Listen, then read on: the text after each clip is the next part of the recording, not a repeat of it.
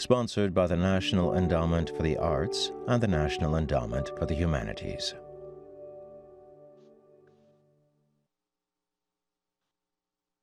Hello, and welcome to the 2021 Library of Congress National Book Festival. I'm Amy Stolz, and I'm the Literary Arts Director at the National Endowment for the Arts. And I'm here with Danielle Evans and Charles Yu to talk about their stupendous books of fiction, The Office of Historical Corrections and Interior Chinatown. To learn more about our authors, check out loc.gov/bookfest. And before I begin, I should let you, the audience, know that we'll save the last 10 minutes of this 30-minute live event to respond to your questions, and you can start submitting your questions now. And so, hello, Danielle and Charles. Amy and Charles. Hi, what an honor to be with you. Hi, Charles. Hi, Danielle. What an honor to be with you in this online space. I think if it's okay with you, I'd like to start by asking each of you to describe your books as if to those listeners who haven't yet dipped into their remarkable pages. Maybe I'll turn to you, Danielle. Yours is a collection of 6 beautifully wrought short stories and 1 novella. And how would you describe your collection or the stories within the collection? Yeah, I mean, I think a good collection for me always the conversation the stories are having kind of emerges late in the process. And I think what emerged for me late in the process is that most of these stories are about, in some way, corrections of the record, whether they're the historical record or the personal record, about implicitly or explicitly what happens when we give ourselves space to reimagine who the protagonist of a story might be, or to experience that change in the space of the story. Oh, that was pretty good. A pretty good summary. And that reimagining. I love the title. It's the title of the novella and also of the whole collection, which I will state for the record, I think I saw this in the book as a variation of what you describe as a research institute, loosely under the direction of the Library of Congress. With apologies to the Library of Congress. I grew up in DC, and so it has actually been one of my lifelong dreams to be at the National Book Festival, and I hadn't quite imagined that it would be happening on screen, but I'm delighted to be here nonetheless. But there was a long time when I was trying to find a way to write about the sort of human life of a bureaucracy, and it took a lot of trial and error, but the novella was the closest I could come to it. Well, it's a great title that works really on so many levels. And Charles, yours is a fascinating scrabble.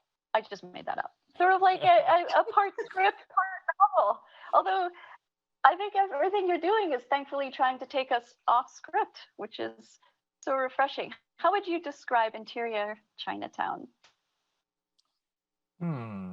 Yeah, Scravel's pretty good. I mean, I guess on a surface level, it's a novel about a guy who lives in a weird reality where he kind of exists inside of a police procedural show. And it's exploring the interior life of a background character who doesn't really have his own story. So we're telling his story, and it's written in the form of a screenplay. I think the way I was thinking about it as I was writing it was I was trying to describe an interior space, a sort of psychological / cultural place that these characters occupy, which is that they are sort of sidelined and not part of the main story. So as a sort of lens on certain aspects of, let's say, Asian American consciousness or Asian American experience. So yeah, Scravel. Feel free to use that. I actually wanted to ask you about the language of script writing, just because it seems that your novel, I'll go back to calling it a novel. It really is a wonderful novel. Is it Okay. is bursting with metaphors and new meanings, like, and this is true for Danielle's work too, like the interior and exterior and act. The act one, act two is in doing, but also behaving in a way that's not real. That some good director gets to cut a scene, and even scene, which, forgive me, this literary nerd thing, but a homophone, which is seen, like the opposite of not seen or invisible. Like, you were really playing with some of this, weren't you? I was. That's great. I'll take credit for anything you want to give me credit for, even when I don't deserve it, especially when I don't deserve it. But I was. Sometimes I was playing with so many things that I tripped myself up on my own, I don't know, attempts at, getting clever. Underneath it all, though, I was interested in the core idea, which is telling a story of a person who really doesn't get to have one. So it's interesting how that resonates with how Danielle described, sort of reimagining who the protagonist of story can be. I wanted to hear the voice of someone that I don't normally get to hear the voice of in fiction, and so I wanted that to kind of that sort of propelled me along, is trying to hear that voice. Yeah, I let me ask you about those voices, both of you, because I find that you both address the idea of, as writers often do, and you do it in such thoughtful and varied ways, both of you, of how an individual's identity, Danielle, I've heard you correct that and say identities, particularly racial identities, and how they're shaped. You both, for example, have characters that it seems are influenced not just by the choices they make in their own lives, but by the choices made by their family members, sometimes going back for generations. And I use that word choice lightly, because did they really have choices? I guess is also a question. In stark terms, that work in fiction, do they rebel against the predominant and painfully destructive forces in our country, past and present, or do certain characters buy into the narrative those forces have thrust upon them? And how did you navigate which characters do which and why? Danielle, I have a quote. I'll ask you first, Danielle. And I have there's a powerful segment from your story, Alcatraz, told in first person by a young woman whose mom has come out to visit her. If you don't, can I quote you for a sec? Yeah. It's, quote, "You have no idea how much you take for granted. My mother told me the first time I brought a white friend home to play. But she was wrong about that. You take nothing for granted when the price of it is etched across the face of the person you love the most, when you are born into a series of loans and know you will never be up to the cost of the debt." I wonder if you can talk about that for a little bit. Yeah, I mean, I am really interested in the question of inheritance, both kind of literal, but also kind of the stories we inherit, right? The way that we learn to talk about ourselves, the way that we learn to talk about what's possible, and the way that is also a kind of legacy. The way that I think part of what I'm writing about is the things that feel fixed, to the things that haven't changed as much as we think that they have. But part of what I'm also writing about is almost a kind of internal migration experience that I think happened for a lot of Black Americans, where the world in which a younger generation of people grew up had like slightly different rules than the world in which their parents grew up, and sort of what could be taught, and what still needed to be passed on, even though the rules had ostensibly changed, and what people were sort of unprepared to teach their children how to navigate, is interesting to me. I think in general, I mean, that sort of question of interiority is a thing I come back to again and again. And I think that character for me, story for me, is always about the difference between our inner lives and our exterior lives, right? And that's true no matter what a character's demographic background is, that what makes story possible is some space or disconnect or gap between what I mean and what I say, or what I want and what I do, because that's what makes it possible for something to change or for something surprising to happen. And that's the kind of energy that carries us through story. But I'm interested in the really different ways that performance can happen, right? That the gap between the inner self and the exterior self is, of course, informed by structural reality. It's informed by sort of walking into a room and figuring out who it's safe to be the most honest with, or who has power to in some way help or harm you, or who needs to hear something in a certain way in order to understand it or take it seriously. And I think the more aware you are of your structural position, the more conscious you are of all of those things. And so I'm interested in how they inform character in a way that I don't think they have to be didactic, because our response to that is not universal, right? They're going to be characters who sort of understand there's an expectation or an imposition or a way they're being viewed and react against that. They're going to be characters who kind of lean into that and try to figure out how to make it work. They're going to be characters who try desperately to find a way out of that. And I think kind of getting to know a particular character's path is always the fun part. It's sort of getting to a juncture and thinking about all of those balls in the air, not just what this person wants, but what everyone else in the story wants of them, and how many of those people they're supposed to care about or have to care about in order to survive, and whether that kind of self-preservation instinct kicks in or whether something else happens.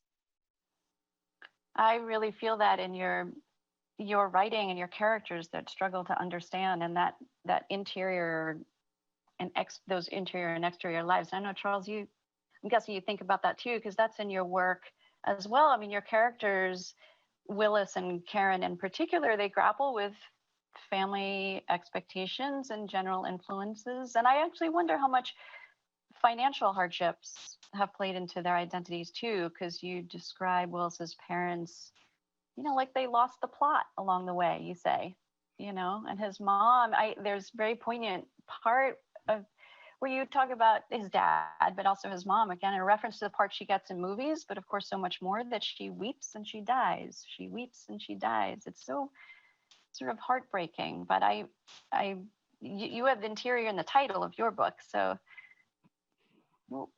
how did you approach this intensity? Yeah, I really wanted to lampshade that in case anybody wasn't getting that this is a play on words. Had to hit people over the head with the title. I don't know how I approach it. I think I'm drawn towards things that are basically interior spaces. I've written one other novel and some short stories before this book, and a lot of them could ungenerously be described as plotless, maybe. But I don't think of them that way. I think of them as, things that explore non-physical spaces, the inside of someone's head and what that looks like. For instance, I wrote a novel that takes place inside of a universe where time travel is powered by regret. I don't even know what that means. If I had to draw you a picture, I couldn't draw you a picture of it. So all of which is to say, this is kind of a roundabout way of saying, I don't think I'm sorry, I just kicked my table. That was terrible. I think as I was listening to Danielle, talk about, I realized how much more sort of vocabulary she has, and how much more of a sophisticated toolkit she's using. I think I approach it so much more intuitively, without really knowing what I'm going for. Just knowing that, like, oh, I'm sort of headed over here. I think there's something interesting over there. And it almost always ends up with me in this kind of interior landscape. So yeah, I don't know if any of that made any sense. Well, it does. Okay, so let's talk about the landscape, both, into interior and exterior, because you both, like settings for the two of you, and you both go to those settings that are both authentic, and I want to say authentic and inauthentic, like places and spaces, because they play such an important role in your storytelling. As a reader, I felt that. Like, Danielle, you've placed your characters, for example, at a gift shop on a replica of the Titanic, and poised in the mouth of a fake, albeit lethal, thankfully, volcano in a story. But you've also places, you're also like in Washington, D.C., as you said, it's very present. Where do you think about this setting and how it fits into a story, and what you're trying to get across with your characters and how that meshes? Yeah, it's funny. I sort of, right before the book came out, started to panic about a couple of echoes that felt, I think in retrospect, probably intentional, but at the time they didn't feel intentional. And my editor's assistant had to kind of talk me down and say, like, it's okay that these things come up again, like the stories are in conversation. And then one of the early interviews, someone was like, so there are like 4 gift shops in this book. Is that intentional? And I almost had a meltdown. And it turns out there are more than, I think there are like actually 6 gift shops. And but I do love a gift shop, because I think what a gift shop is this very artificial way of saying, like, let's decide how we're going to remember this place, or let's think about the story this place is trying to tell about itself. And there's something fascinating about that, because it's artificial and also so genuine, right? Like, what am I going to buy to say that I was here, or to put on my shelf to say, like, oh yeah, I went there. And so it's a weird space, because it's both like a genuine expression of character and self in some way, and a completely artificial experience of place. And I am interested in those kind of places. I'm interested in places that are kind of telling a story about themselves. I think for me in fiction, the moments where kind of you hold your breath in are usually those moments where somehow the past, present, and future come at the same time. Sometimes they come in the same paragraph, and that can happen in interiority. It can happen when you're sort of moving between present action and memory. But I think often a kind of pivot point for those kinds of moments is physical space, right? Because every time you're in a space, there's something that you're seeing and engaging with in the present. There's also, in some way, every space is like the ghost of what it used to be. Every space is kind of haunted by either your memory of it, or sometimes by the sort of physical remnants of what used to be there. And every space is telling a story about what it's becoming, right? There's some way in which spaces are always in transition.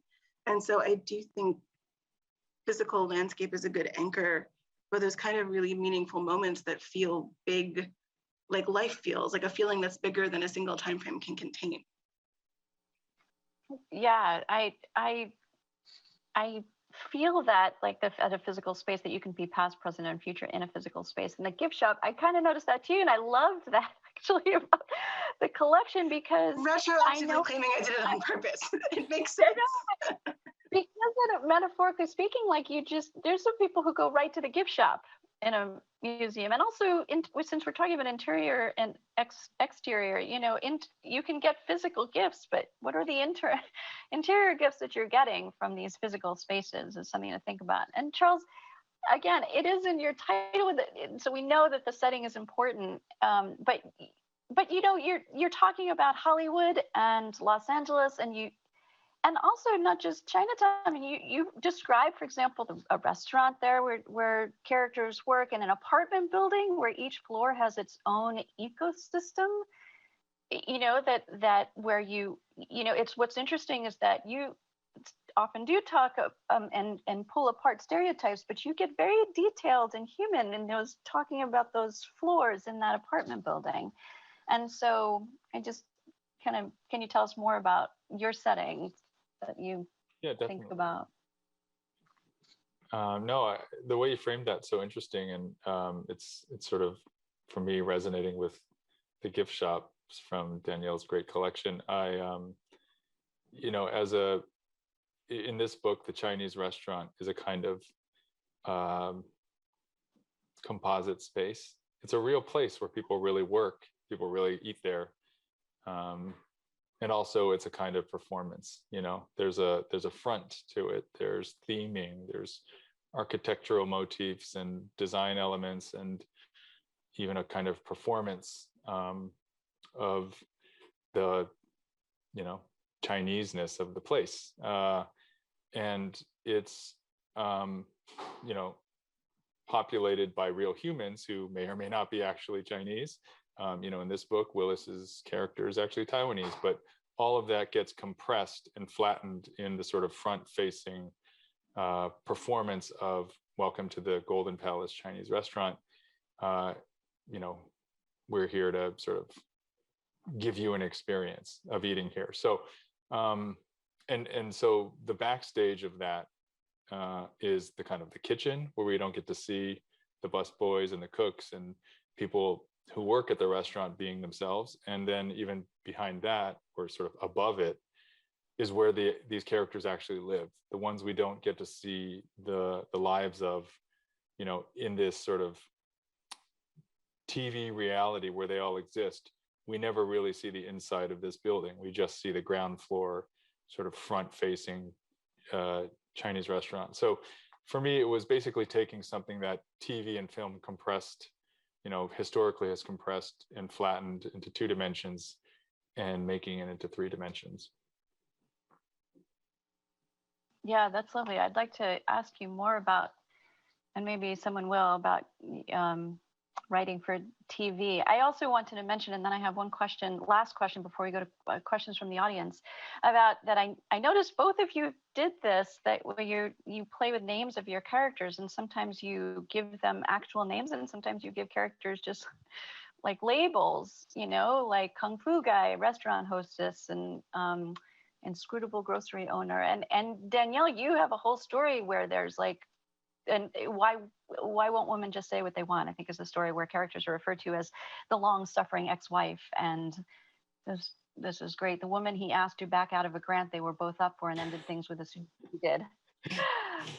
But so like we're laughing, but like you guys are writing. I know in your acknowledgments, Danielle, that you write out of, like you deal with grief and with your loss, and there's lots of painful stuff, and yet we're laughing. You guys are very funny. Too, I have to say, you guys are both very funny, but language and tone, and when you're dealing with painful subjects, but also humor, I just wondered if either of you could share any thoughts about the humor and the language and the labels, for example, that you used.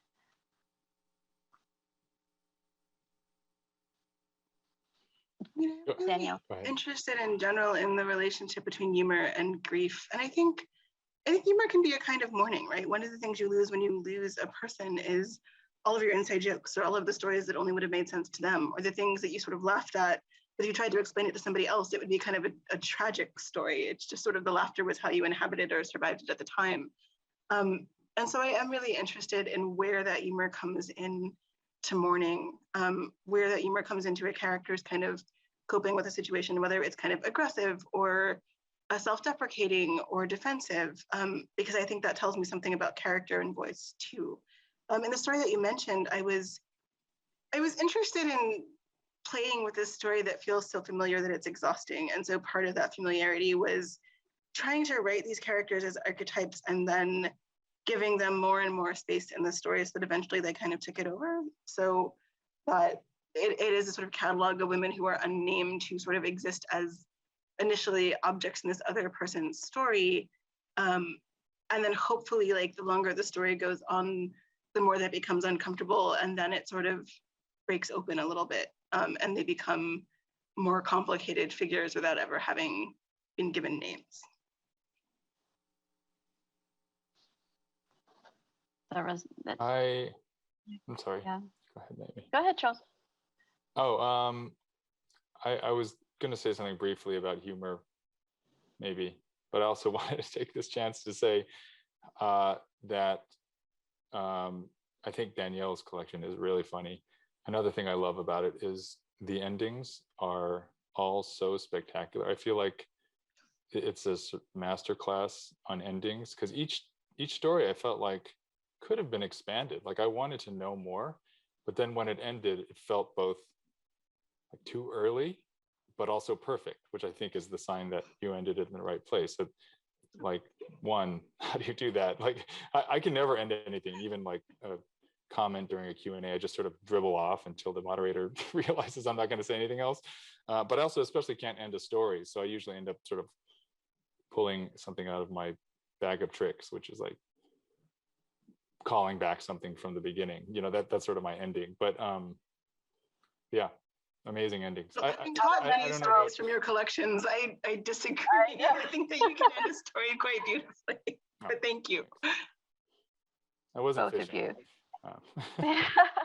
I'm going to, because I realize that we have, I want to get to questions. I'm going to throw a question out to you. And while you're answering, I'm going to go look at the questions and then feed you some questions from the audience. But the question is from the National Book Festival. It's also, the theme of the National Book Festival this year is open a book, open the world. And we're asking the authors, our authors, how have books opened the world for you? Charles, do you want to start us off? Sure. Could go a lot of places with that.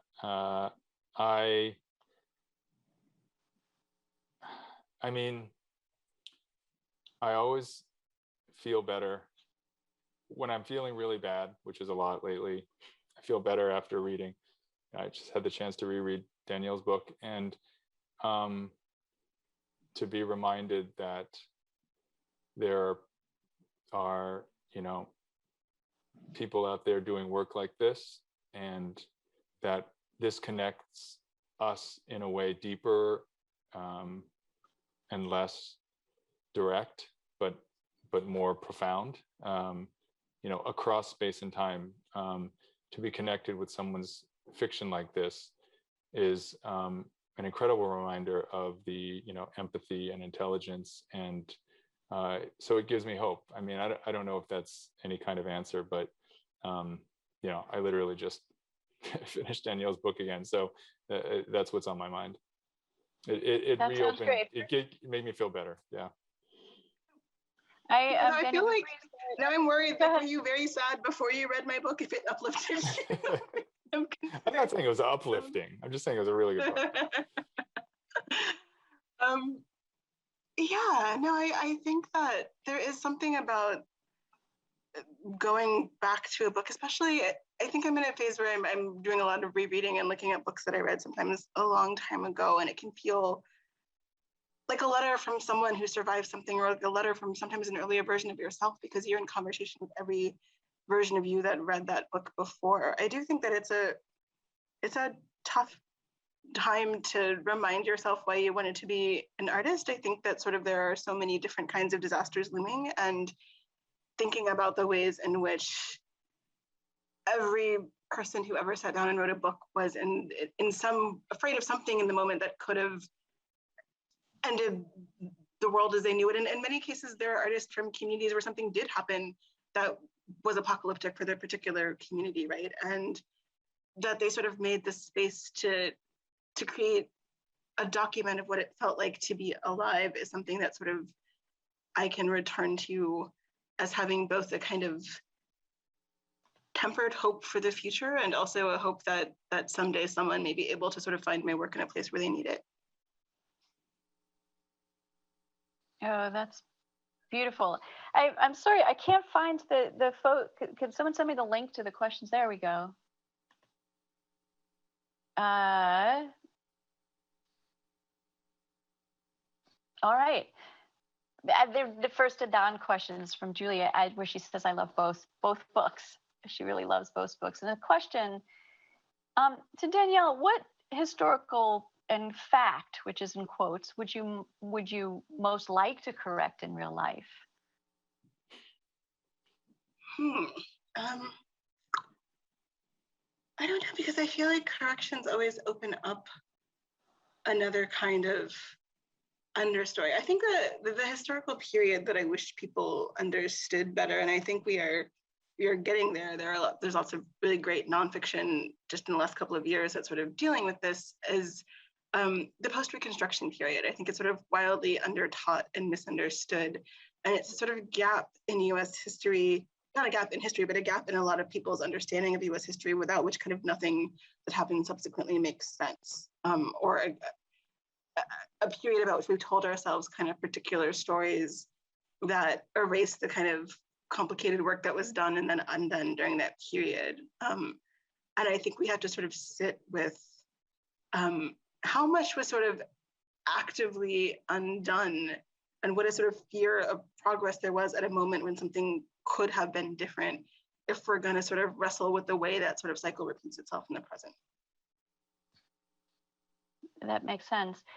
Charles, I'll ask this of you. Emily asked, what has it been like? I don't know if you launched the book during the pandemic, but really sort of, having written it and then presenting and winning awards and writing, and during the pandemic, for either of you, what has it been like? Weird.